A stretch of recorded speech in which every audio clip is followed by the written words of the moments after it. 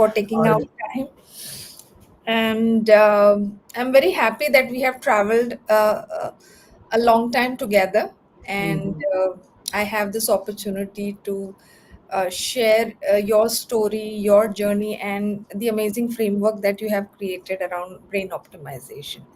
So, before we move into a conversation, I want you to introduce yourself. Where are you joining from so that audience can get related with you? Yeah, hi, Ranjini. Actually, my name is Amar. Basically, I'm a brain optimization coach. People love me calling the brain nut. This this name was started like a fun, making out of fun, which is I mostly talk about brain. But later on, it stick with my profile kind of thing. So most of the people now in Nagpur know me as the brain nut. So that's why I have my website, thebrainnut.com. So basically, I help people to optimize their brain and help them to understand where their focus is dropping, when their focus is dropping, and what to do to come out of those kind of problems. And actually, I help them to grow in their life as well as in any kind of situation they will be having some problem. Obviously, that is coming from their brain. So I help them to overcome those problems through the brain optimization thing. So majorly, I use tools and techniques from neuroscience and brain-based coaching. Yeah, Thank you so much for sharing. And I know first time while working with you, I could distinguish clearly like how to work with your mind and how to work with your brain. It was a clear distinction. We yeah. It took me long time to understand this thing because initially, when I started this, I also started with the mind, but later on, because being in IT and I'm a very logical person, I was never able to understand mind. So then I switched my focus to brain, understanding brain, and then obviously I really able to understand my mind, how my mind is processing thoughts, how it is working, and really helpful. So always tell, basically I always tell logical people who is thinking from the left brain. yeah. So understand first brain, then you will obviously understand mind. It will be very easy for them. Yeah, Yes, and I remember when we started working together and we were thinking around. First, we released your book, which is also a best-selling book, yeah, the same name, The yeah, Brain Nut. something like that. Yeah, And yeah, we had our own arguments around no the mind and the brain, and we would come back week on week. But yes, for the people who are logically strong, and for them, like all those people who are listening to this conversation, no, it is it's a different way perspective of really taking control of your life, like really optimize your brain in a way. And you have this amazing, in fact, a very simple 3-step formula.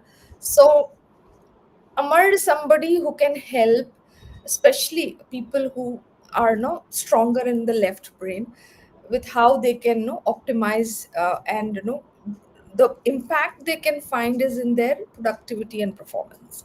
So tell me the 3-step loop that you have designed and how it takes people to clarity and getting better energy for their day-to-day activities. yeah. Actually, Ranjani, when I was in IT and back in Japan, when I was a disaster recovery expert, and there were a lot of issues happening uh, during majorly after the World Trade Center was crashed. Right, that after that there were a lot of disaster recovery thing was happening, but a lot of has to things has to change.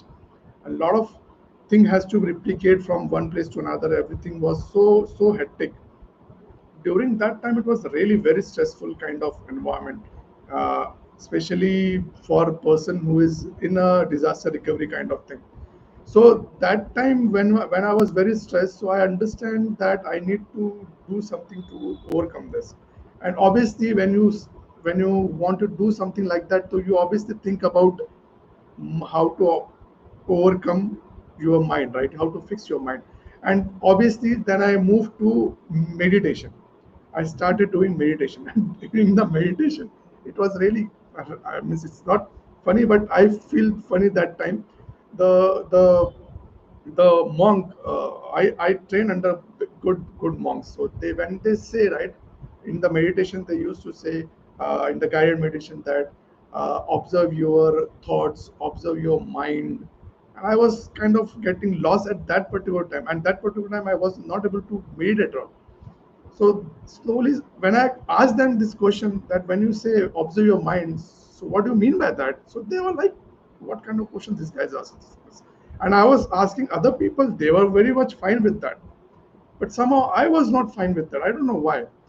But then one day I was, when there was a party, and one of my friends, he joined that party, and he was a neuroscience. And when I asked this question to me, when people are saying that, he was also doing a good meditation. He was also meditator. He was a neuroscientist, but he was a Buddhist. So the moment he told me that he's a Buddhist, so I asked him this question. So how do I observe mind? So he laughed and he said, "Don't observe your brain, observe your brain." So I said, that was funny thing, and the first time I heard about that. What do you mean by observe your brain? So that time he made me something to understand, and that completely got related with what the monk was saying, but in a scientific way. So this show up, step out, and move on. Actually, these are the steps you actually do in meditation. When the person is saying, when the monk is saying, when the teacher is saying, observe your mind. So what he's trying to say, he's trying to make you show up to your thoughts, what is happening in your mind. So the first step is show up. You Mm, just show up that there is something is happening which is not right, and then when you show up, then what you wanted to break it, right? So you just have to break it. Now, to break it means what? You actually have to come out of that situation and see kind of helicopter view, or you can say bird eye view, in that kind of prospect. So to do that, you have to, generally in vipassana and all those kind of meditation things, they ask you to focus on your breath, so that you can step mm, yourself outside of that situation. You can focus, and you can anchor your mind or brain to something which is very subtle, and mm, then think from there what you want to do next. mm, So I just picked those things, and I created a three-step look as show up. First is show up, then step out, and then move on. mm. So that is what it is. It is not kind of very, but I love it very much because I Yeah. get it. And this is something that you are, it's one of the, I would say, the core learning that you're giving in your coaching to, Yeah, this is my coaching is completely yeah. around this. Yeah, Yeah, this is the core, the heart of the yeah, transformation, or maybe the habit building activity that you do with your clients, that they get the transformation that they're looking yeah. for. Everything is around this Yeah. three-step look. Yeah, So in simple words, if I, from my personal development journey, I would say acknowledging where you are. yeah. I just, Obviously, yeah. yeah. Just try to make it little simple. That's it. Yeah. And then, it's instead of looking at a me perspective, the victim side of you, instead of that, give that generous view to who you are and what are you dealing with.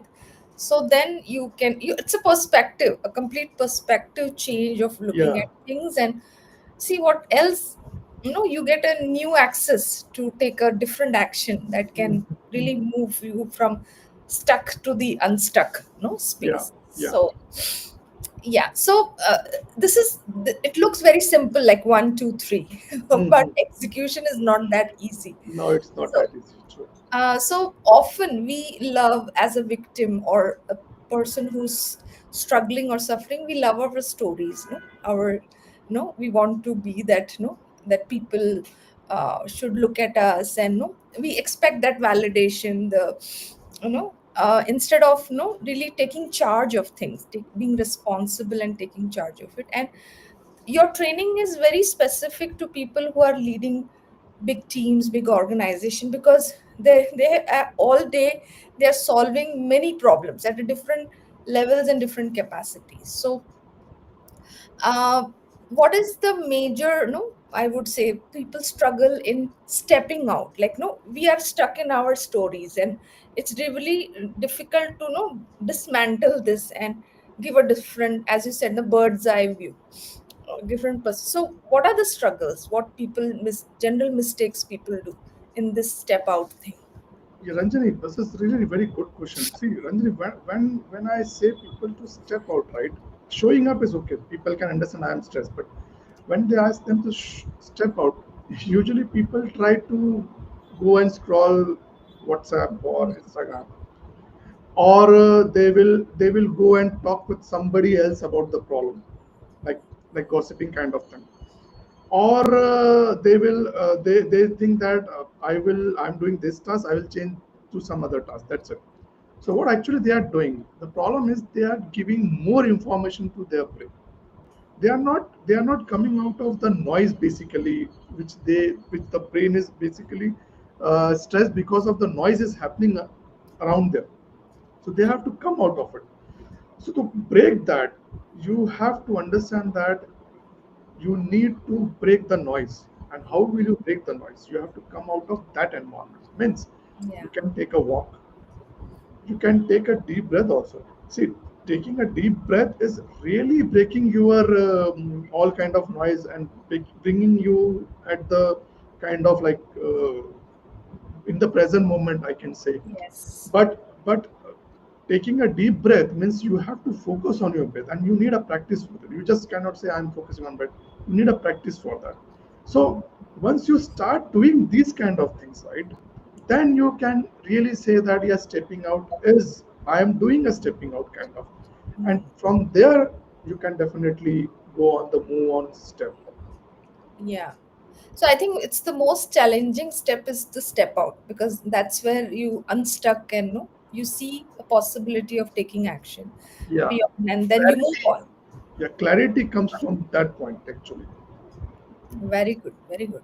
So, of like this one more thing, that since you said you have aligned all your learning and coaching around the strategies that you're using through, inspired by the neuroscience, and you're backing up with science, because these left brain people need evidence to believe. Yeah, yeah, that's That's their major challenge. So you yeah. know you back it by science. And what are the hacks? As you said, I'm not sure about the brain fogging thing, but if at all people want to bring back their focus on, instead of as you said, speaking to other people, diluting and just increasing the noise in your head, how to definitely breathing is one activity where it can you can calm yourself. But to bring back your focus and deal with brain fog, what are your hacks? Well, you can say brain fog, yeah, brain crash, or I'm in stress, I'm in pressure, I'm feeling numb. All those things are just saying that your brain is tired. That's it. Your brain is tired. That's the simplest thing I can say. People can say many things. I'm brain fog or whatever thing, but my understanding is my brain is tired. So why my brain is tired? That's we have to understand. See, when we are working on a screen, right, and the people today mostly work on their screens, so we have a kind of tunnel view, right? Our eyes are completely focusing at one particular point and one particular area of screen.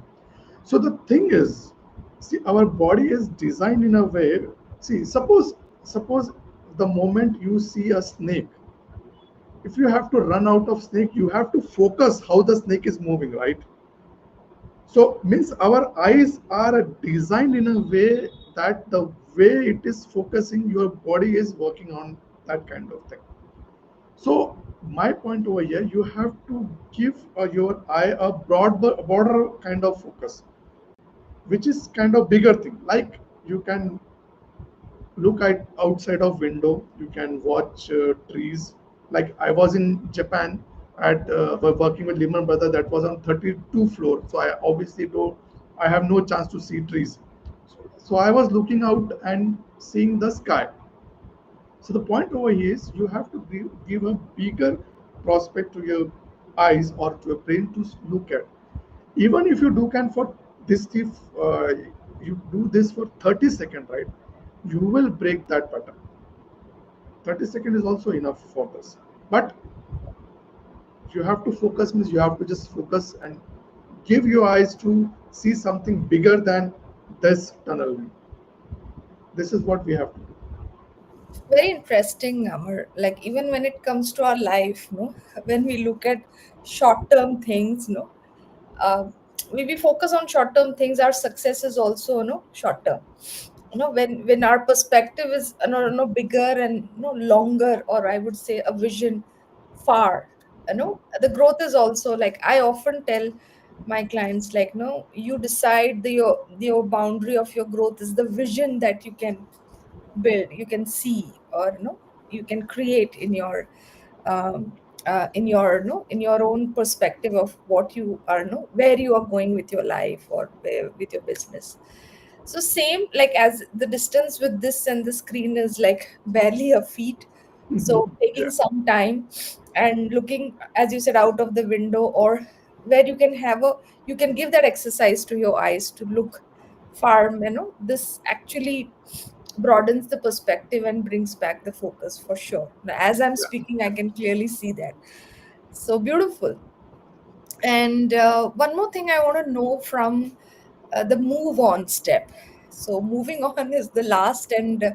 something that Mhm. is, I would say, you can move on for a day, and then next day you come back to the same point, right? So as a habit building, like what you suggest, like when people move on, like we go back to our old ways of being. Yeah.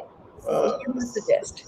See, Ranjani, when people do a moving on step, right? So basically, I majorly I tell them that in the moving on step, do one task at a time. Don't do a multiple tasks. And do focus on one task and then move to another task.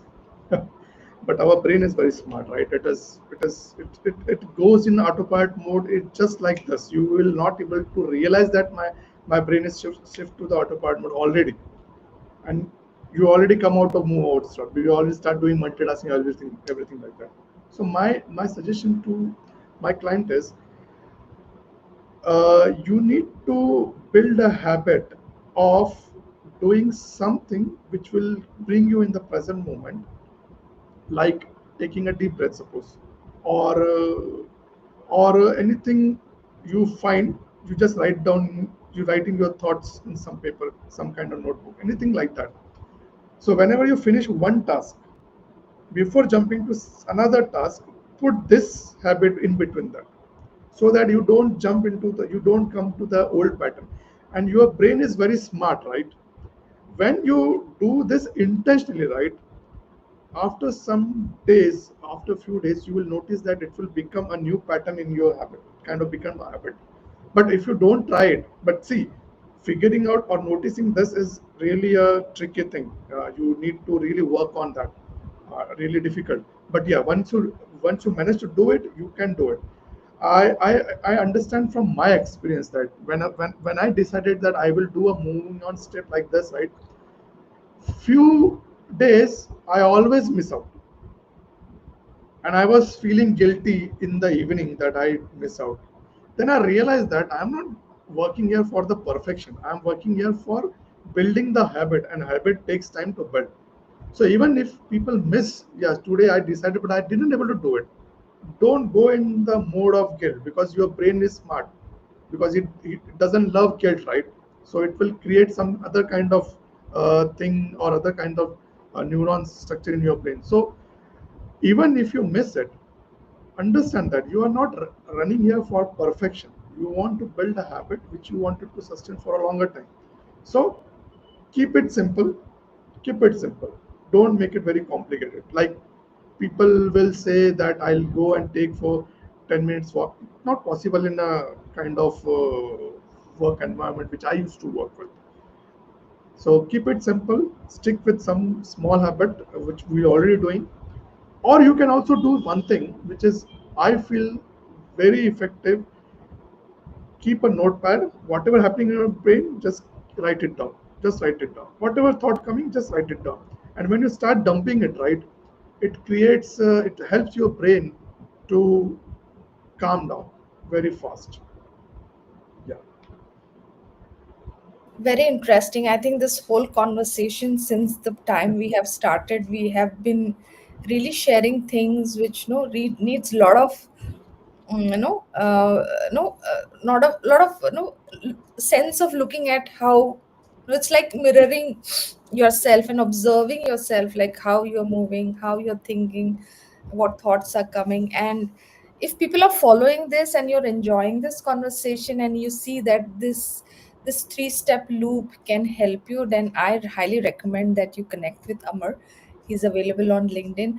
And Amar, I want you to tell people, like, who are the people you usually work with, and help them in a way that that they are doing much better when it comes to their productivity and performance and overall well-being and lifestyle. It's far better than earlier. And you come from a corporate background and you have been through the grind, and many people listening would love to get this magical formula from you. So tell us about that, and how they can book a call with you, and what they need to prepare before they even come to the call with you. So give us that insight. Yeah, but I have my WhatsApp number. You have already shared in the link, so you can click use that link to connect me. And majorly, my way of working is like I ask people, when your focus is dropping or crashing every day, what is that time? Most of the time it is after the lunch for most of the people, around 3 p.m. When I'm saying 3 p.m., it is not a concrete, but yeah, around 3 p.m. most of people are losing their focus. That is also, I was also feeling that way. So most of, and the second question I want them to I want them to answer that, what is the biggest stressful situation or pressure they have experienced in past few days, whichever it may be, and what they want instead of it. If they are facing some stressful situation, what they want instead of it. I just want these three answers. That's amazing. And I think having a free clarity call with Amar can also open a lot of avenues and perspective of how you can, make small changes in your lifestyle and the way are, maybe feeling burned out or stressed, get an access to get relief and channel your energy to in the direction that you desire.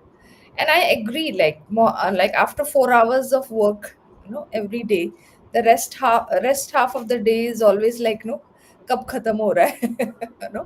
It's always like that. But yes, people who are I have seen people who are like full on energy all the time, whether it's evening 8 or maybe morning 6, doesn't matter. It just maybe sometimes the choice of work that you do or how you manage your energy, that also matters.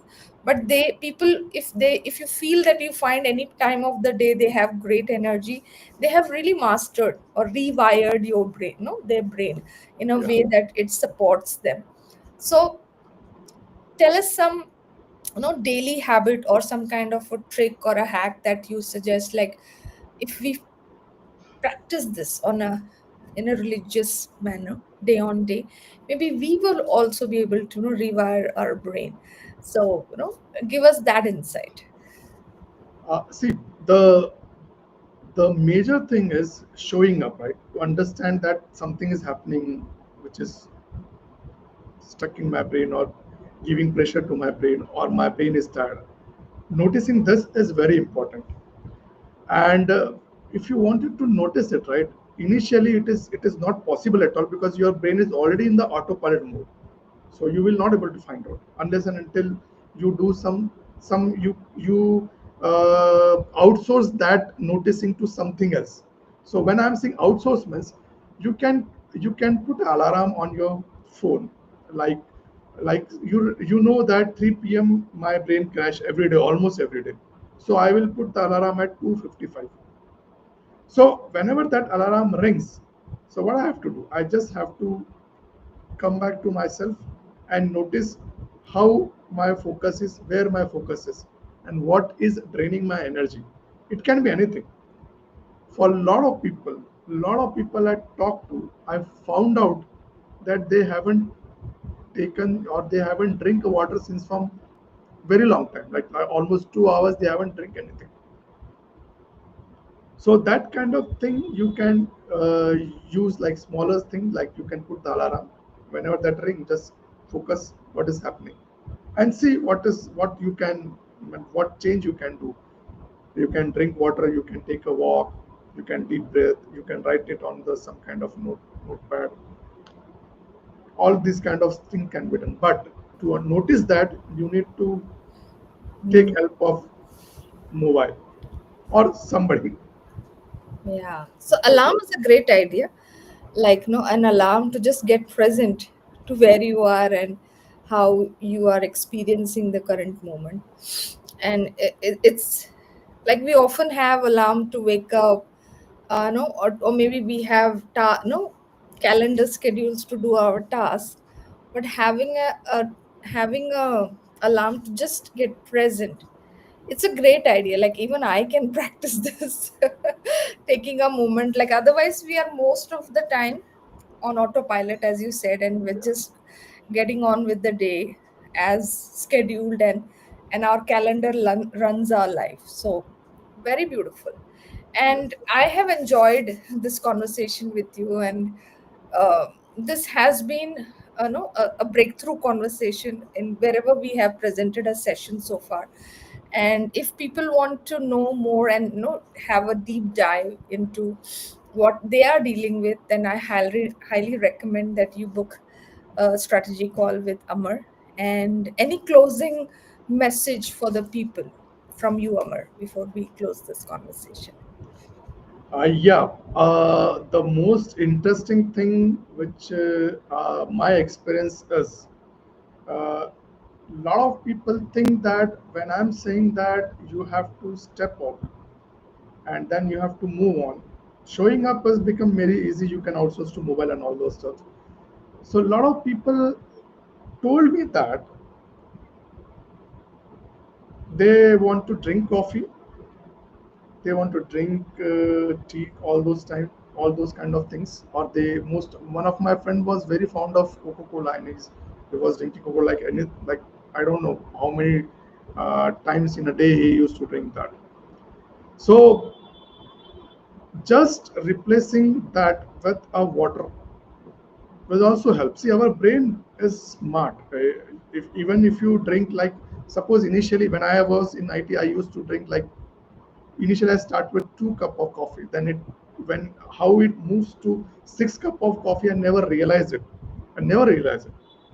When I'm in my research, I understand that our brain develops a kind of uh, capacity to tolerate that kind of thing. So whatever freshness I was getting after 2 cup of coffee, now I am not getting with that. I'm getting with 3 or 4 cup. So that becomes another problem, right? I'm taking a lot of sugar inside, and all those calories, all those stuff start to happen. So I just tried to replace that with water, and I did it. It took me time, but after that, I was, now I don't drink coffee, don't drink tea at all. I only stick to water. So this is kind of thing I think people should do. I'm not saying that coffee is bad, good, but too much of coffee is bad. Very interesting, Amar. Like it can see there are many things that we do just randomly, like and it has become a everyday thing, non-negotiable. This will keep happening, like morning tea, evening tea. And no, people have, like if people are listening to this, they can clearly see there are no automated things that are happening in their life. And whatever you have shared in this half an hour is all about like changing that pattern that we are conditioned to. And if as a person, if we don't take care of our own patterns, that we have only designed this, we have given these habits to our life, and if we take charge and we make the or have the access of changing this pattern itself, is a big blessing. And that is the key to the energy, the life, the well-being we all deserve actually. Yeah. So so beautiful. So Thank you so much for opening up this Thank you. Thank you. conversation, Thank you very much. Thank you. and I loved it. And I'm sure people who are going to listen to this is also going to get a lot of opening for action. We say a lot of openings for action. So Yeah. thank you. I look forward to all your sessions, both online and in person. And take care and good night for now. Good night. Bye bye.